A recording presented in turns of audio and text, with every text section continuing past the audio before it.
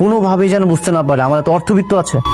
জামাই কিন্তু আমরা গেট দেবো, 10,000 টাকার 1 টাকাও যদি কম হয় আমরা কিন্তু গেট ছাড়তাম না। এই 10,000 টাকা নিবি? আমার জামাই মাসিক ইনকামই তো 10,000 টাকা। 10,000 টাকায় তোরা লয়ে যাবি না? ওরে বাপ রে, বিয়া না হইতে এখনই জামাই হয়ে গেছে, এত দরদ। তোর জামাই কি চাকরি করে রে? আমার জামাই একটা অফিসে পিয়নের চাকরি করে।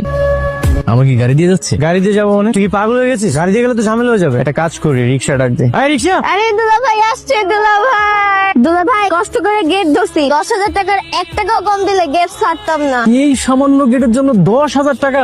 এত টাকা দিতে পারবো না। যদি 5,000 টাকা হয় তাহলে বলেন।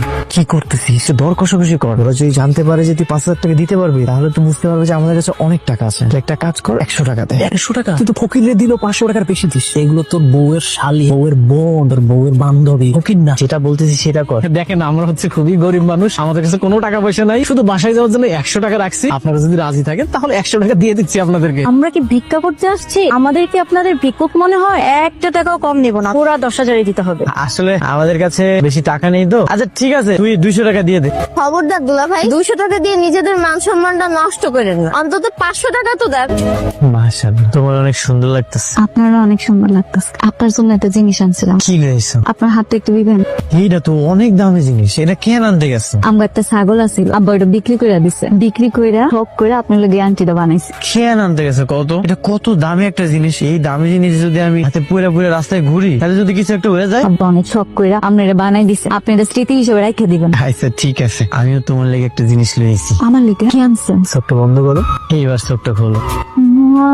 সুন্দরী দেয়া, পছন্দ হয়েছে? অনেক পছন্দ হয়েছে। আমার কাছে তো বেশি টাকা ছিল না, এটা সিটি গোল্ডের 300 টাকা দিয়ে আমি কিনে লইছি। তাতে কি হয়েছে? আপনি ভালোবাসা আনছেন, এটা আমার স্বর্ণের থেকে দামি মনে হইতেছে। হ্যালো, ভাবির হাটটা দিছোস? হ্যাঁ দিছি। ওইটা কিন্তু 2 ভরি স্বর্ণের, প্রায় 3 লক্ষ টাকা দাম। ভাবির সাবধানে রাখতে বলিস। দেখো ইলিশ মাছ পাও কিনা, নতুন জামাই, ভালো মন্দ মাছ মাংস তো দিতে হইব নাকি। ইলিশ মাছের যে দাম, তারপর আবার ওই বিয়ের মধ্যে অনেক গার্জেন হয়ে গেছে। আব্বা তুমি এত চিন্তা করতেছো কেন? তোমার সাধ্যের মধ্যে যা পাইবা তাই আন। তুই জামাইটা যায় জিগা, জামাই কি কি মাছ খেতে পছন্দ করে, ইলিশ মাছ, মৃগা, কোন মাছটা খাইতে চাই। মামা জামাই যেটা পছন্দ হয় ওইটা আনুন।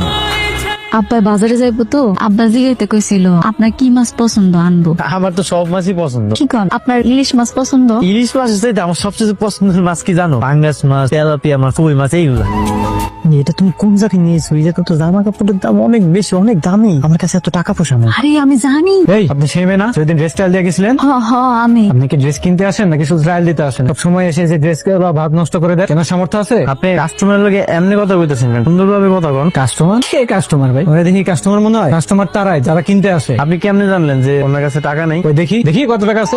200 টাকা নিয়ে আসছে এই জিনিস কিনতে। আপনার কাছে কোনো টাকা আছে? টাকা